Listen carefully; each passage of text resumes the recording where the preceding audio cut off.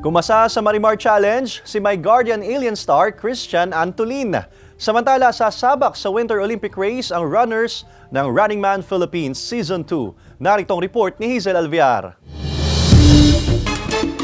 Marimar Challenge accepted para sa co-star ni Marian Rivera sa My Guardian Alien na si Christian Antolin. Sa unang bahagi ng video, mapapanood ang Marimar transformation ni Marian hanggang sa makikita ang pagsayaw ni Christian na nakasuot ng floral dress at wig. Good vibes naman ang hatid niyan sa mga netizens na naaliw sa panunood.